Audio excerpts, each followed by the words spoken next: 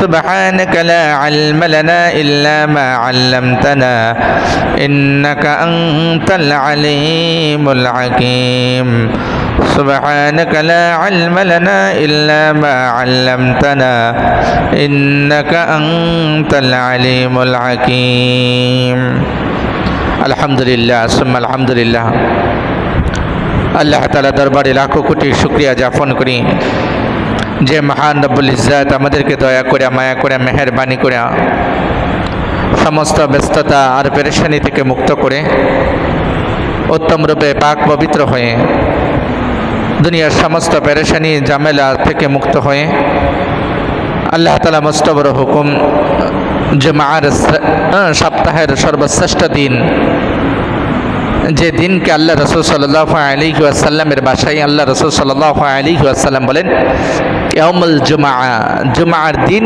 আল্লাহ তাআলা সপ্তাহের 7 দিনের সম্রাট হিসাবে বাছাই করছে। জুমার দিন হলো সমস্ত দিনের সম্রাট, বাদশাহ। এই দিনকে আল্লাহ তাআলা শ্রেষ্ঠত্ব দান করছে, এই দিনকে আল্লাহ তাআলা মর্যাদাপূর্ণ করছে। এমন এক দিনে আল্লাহ তাআলা গোলামের এক পরিচয় দেওয়ার জন্য আল্লাহ তাআলা আমাদেরকে আগে আগে আল্লাহ তাআলা ঘর মসজিদে নিয়ে আসছেন। এই জন্য অন্তর থেকে, দিলের খুশি থেকে, আবেগ থেকে শুকরিয়া আদায় করি আলহামদুলিল্লাহ। আল্লাহ তাআলা বহুত বড় ফজল ও করম, দয়া ও ইহসান যে আল্লাহ তাআলা হুকুমকে পুরা করার জন্য আল্লাহ তাআলা আমাদেরকে বাছাই করছেন, আমাদেরকে নির্বাচন করছেন। আল্লাহ তাআলা হুকুমকে পুরা করার জন্য সমস্ত পেরেশানি থেকে, সমস্ত মুসিবত থেকে আমাকে আপনাকে আল্লাহ তাআলা নিরাপত্তা দান করছেন, ফারেক করছেন। এটা আমার আপনার জন্য এই মুহূর্তে সবচেয়ে বড় নিয়ামত। কেন আল্লাহ তাআলা কোরআনে কারিমে বলছেন ইয়া আইয়ুহাল্লাযীনা আমানু ইযা নুদিয়া লিস-সালাত يا أيها الذين آمنوا إذا نودي للصلاة من يوم الجمعة فاسعوا إلى ذكر الله وذروا البيع আল্লাহ তাআলা বলছেন হে ঈমানদারেরা, যখন নামাজের জন্য মুয়াজ্জিন তোমাদেরকে ডাকবে, আল্লাহ তাআলা পক্ষ থেকে ডাক আসবে, ইয়া আইয়ুহাল্লাযীনা আমানু ইযা নুদিয়া লিস-সালাতি মিন ইয়াউমিল জুমআহ, জুমার নামাজের জন্য যখন মসজিদের মিনার থেকে মুয়াজ্জিনের তোমাদেরকে ডাকবে, ইযা নুদিয়া লিস-সালাতি মিন ইয়াউমিল জুমআতি ফাসআউ ইলা যিকরিল্লাহ ওয়া যারুল বাই'। যখন মুয়াজ্জিন তোমাদেরকে ডাকবে, দুনিয়ার সমস্ত কাজকে স্টপ করে, ক্ষান্ত দিয়ে তোমরা আল্লাহ তাআলার স্মরণকে অন্তরে নিয়ে তোমরা ছোটো, আল্লাহ তাআলা ঘরের দিকে ছোটো, মসজিদের দিকে ছোটো। জুমার আজান হয়ে যাওয়ার পরে দুনিয়ার সমস্ত কাজকর্ম হারাম, দোকানদার দোকান খোলা রাখা হারাম, ব্যবসা করা তার জন্য হারাম, বলেছে কৃষক কৃষি কাজ করা হারাম। দুনিয়ার সমস্ত কাজকর্ম ওই সময় ওই ব্যক্তির জন্য হারাম হয়ে যাবে যে সময় জুমার আজান হবে। আল্লাহ তাআলার হুকুম, এটা আল্লাহ তাআলা কোরআনের আয়াত। দুনিয়ার অন্য কোনো কাজ চলবে না ওই সময়, যদি চলো করে কয়টা তার জন্য কবিরা গুনাহ হবে, সম্পূর্ণ হারাম হবে। কিন্তু বলেন আজান হওয়ার পরে দুনিয়াতে ব্যস্ততার পেরেশানিতে জড়ায় আছে না মানুষ? মুসলমান আজান শুনতেছে, দুনিয়ার কাজ চলতেছে, নামাজের সময় অতিবাহিত হইতেছে, তার দুনিয়া চলতেছে। ভুলে গেছে ওই ব্যক্তি তার জিন্দেগির উদ্দেশ্য আর মাকসাদকে ভুলে গেছে। তার রব তাকে কেন পাঠাইছে পৃথিবীতে এই কথা সে ভুলে গেছে। এই জন্য মুয়াজ্জিনে আজান শোনার পরেও তার দিল নড়ে না, তার দিন মসজিদের দিকে অগ্রসর হয় না, অর্থাৎ তার দিল নষ্ট হয়ে গেছে, ওই অন্তর পাথর হয়ে গেছে। ওইটা দুনিয়া ওই দিলের উপরে বসতে বসতে বসতে বসতে দুনিয়া বসতে বসতে দিল এমন শক্ত হয়েছে, রবের পক্ষ থেকে ডাক আসার পরেও তার দিল বিন্দু পরিমাণ, জাররা পরিমাণ একটু অনুতপ্ত হয় না, একটু ভয় কাজ করে না যে আমার রব আমাকে ডাকছে, আমার রবের পক্ষ থেকে ডাক আসছে, আমি কিভাবে দুনিয়ার কাজে হাত দিই। আল্লাহু আকবার, আল্লাহু আকবার, আল্লাহ সবচেয়ে বড়। এই কথার আওয়াজ শোনার পরেও যে দুনিয়ার কাজে হাত দিবে, এর কথা এই কাজের দ্বারা সে আল্লাহ তাআলাকে এটা বুঝাইতেছে না আল্লাহ সবচেয়ে বড় না, আমি যে কাজ এখন করতেছি এটা সবচেয়ে বড়। আমি ব্যবসা করতেছি তো আমার ব্যবসা বড়, আমি কৃষি কাজ করতেছি তো আমার কৃষি কাজ বড়, আমি গাড়ি চালাইতেছি তো আমার গাড়ি চালানোটাই বড়।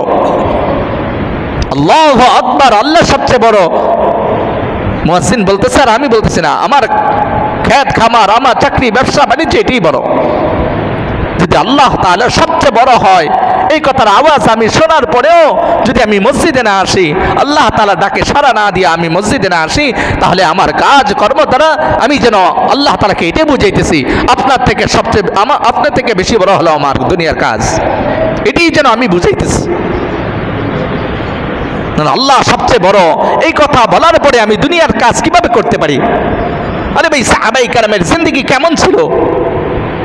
তারা পৃথিবীকে দেখাইছে আল্লাহ তাআলার হুকুম কত বড়। আল্লাহু আকবার, এই কথার আওয়াজ সাহাবায়ে কেরামের কানে গেছে। আজানের ধ্বনি, সর্বপ্রথম বাক্য সাহাবায়ে কেরামের কানে গেছে, তো দুনিয়ার কাজ স্টপ।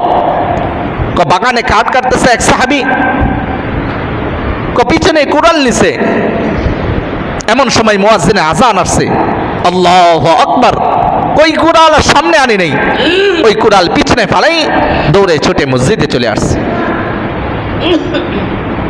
বুঝাইছে যে আমি এই কুড়ালের কোপ দিব গাছে, আমি উঠাইছি কুড়াল, এই মুহূর্তে আজান আল্লাহু আকবার, আল্লাহ সবচেয়ে বড়, এই কথার আওয়াজ আসছে। আর আমি যদি এই কথার আওয়াজ শোনার পরেও আমি কুড়ালের কূপকে আমার সামনে নেই, তাহলে আমার কুড়ালের কূপটা বড় হয়ে যাবে আমার রবের থেকে। সুতরাং এই কুড়ালের কূপ আর সামনে নেওয়া যাবে না, এটা পিছনে ফালাই মসজিদে চলে আসছে। এটা ছিল সাহাবায়ে কেরামের জিন্দেগি। সাহাবায়ে কেরাম আল্লাহ তাআলার হুকুমকে এমন প্রাধান্য দিতেন। সাহাবায়ে কেরাম যখন মুয়াজ্জিনের আযান শুনতেন, তারা এক পেরেশান হয়ে যেতেন। হযরত উসমান গনি রাদিয়াল্লাহু তাআলা আনহু যখন মুয়াজ্জিনের আযান শুনতেন, এত পরিমাণ পেরেশানি হইতেন, এত পরিমাণ চোখের পানি ফলাইতেন, কাঁদতেন। ওনার চোখের পানি দিয়া গাল বেয়ে বেয়ে দাড়ি মুবারক ভিজে যেত, জমিনে পানি পড়তো, ওনার চাদর ভিজে যেত। সাহাবায়ে কেরাম জিজ্ঞেস করতেন, হে আমিরুল মুমিনিন উসমান গনি, আপনি তো আযান শোনার পরে যে পরিমাণ কাঁদেন, আপনি তো জান্নাত জাহান্নামের আলোচনা শোনার পরে এত পরিমাণ কাঁদেন না, এই আযানের ভিতরে এমন কি হাকিকত আছে? উসমান গনি রাদিয়াল্লাহু তাআলা বলতেন, ভাই দেখো মুয়াজ্জিন কি বলে আমাদেরকে ডাকতেছে, এটা কোনো মানুষ যদি তার হাকিকত দিয়া, তার দিলের কান দিয়া সে চিন্তা করতো আর বুঝতো, সমস্ত মানুষগুলা পাগল হয়ে আল্লাহ তাআলা ঘর মসজিদে চলে যেত। আর কার পক্ষ থেকে ডাকাচ্ছে? আরে কে ডাকতেছে? আর কি বাক্য বলে ডাকতেছে? আজ পর্যন্ত আমরা কোনোদিন এটা খেয়াল করছি? ওইরকম দৃষ্টিভঙ্গি নিয়া, ওইরকম দিলের আবেগ আর আগ্রহ নিয়া আজানের বাক্যগুলা কোনোদিন আমরা শুনছি? শুনি নাই। যদি ওইরকম বাক্য নিয়া, ওইরকম খেয়াল নিয়া, ওইরকম ধারণা নিয়া, ওইরকম দিলের ব্যথা নিয়ে যদি আজানের বাক্যগুলো আমি শুনতে পারতাম, যে আজান তো দিতেছে মুয়াজ্জিনের জবান দিয়া, আর এই মুয়াজ্জিনের জবান আল্লাহ তাআলা ব্যবহার করতেছে, কিন্তু এই ডাক বলেছে, এই বাক্য এগুলা কার? আল্লাহ। কার ডাক এগুলা? আল্লাহ তাআলার ডাক। কার পক্ষ থেকে মুয়াজ্জিন ডাকতেছে? আল্লাহ তাআলার পক্ষ থেকে। আমার রব আমাকে ডাকতেছে। আরে সামান্য দুনিয়াতে আমার থেকে একটু বড়, আমার থেকে একটু পদে বড়, ক্ষমতায় বড়, আমার থেকে একটু উপরে পোস্টে চাকরি করে, একটু উপরের পদ, সে যদি বলে এদিকে আসো, একটা মুহূর্তের জন্য বিলম্ব করার সুযোগ আমার দিলে, বলেছে আমি বরদাস্ত করতে পারি না, আমার বস আমাকে ডাকছে। আরে কি বলে? আমার বস আমাকে ডাকছে।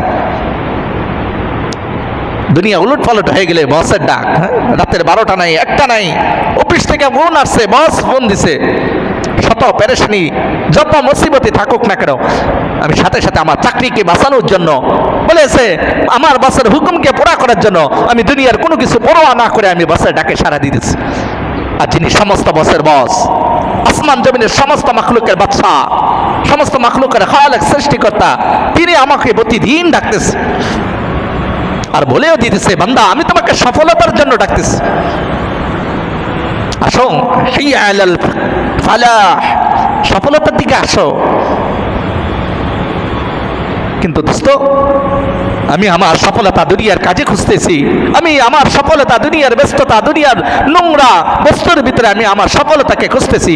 অথচ আল্লাহ তাআলা বলতেছে, বান্দা আসো, সফলতা আমার কাছে, আসো তুমি মসজিদে, সফলতার ভান্ডার আমি আল্লাহ তাআলা তোমাকে দিয়ে দিব, সফলতার খাজানাকে আমি আল্লাহ তাআলা খুলে রাখছি, তোমাকে দিয়ে দিব। তুমি দুনিয়ার বস্তুর ভিতরে কি সফলতা আছে? আরে দুনিয়ার বস্তুর ভিতরে সফলতা আমি আল্লাহ তাআলাই দান করছি। আমি আল্লাহ তাআলা যদি ওই বস্তু থেকে সফলতাকে উঠায় নেই, তুমি সারা জিন্দগি ওই বস্তুর পিছনে মেহনত করে কিঞ্চিত পরিমাণ সফলতা তুমি অর্জন করতে পারবা না, পারবা না তুমি। আমাদের মেহনতের দ্বারা কোনো সফলতা আসবে না দোস্ত। দুনিয়ার বস্তুর ভিতরে সামান্য সময়ের জন্য, যে অল্পর জন্য আল্লাহ তাআলা দুনিয়ার জরুরতকে পুরা করার জন্য যে সফলতা আল্লাহ তাআলা দিছে, এটা আল্লাহ তাআলাই দিছে, এটা আমার মেহনতের ফসল না। কিন্তু সফলতার খাজানা, সফলতার ভান্ডার আল্লাহ তাআলা আখিরাতে মওজুদ করে রাখছে। আর ওই আখিরাতের অপরন্ত সফলতা দেওয়ার জন্যই আল্লাহ তাআলা প্রতিদিন আমাদেরকে ডাকতেছে, বান্দা আসো, পাঁচ বেলা ডাকতেছে, বান্দা আসো, আমার ঘরে আসো। প্রতিদিন আল্লাহ তাআলা আসমান থেকে কাবা গড়ের উপর রহমতকে নাজিল করতেছে।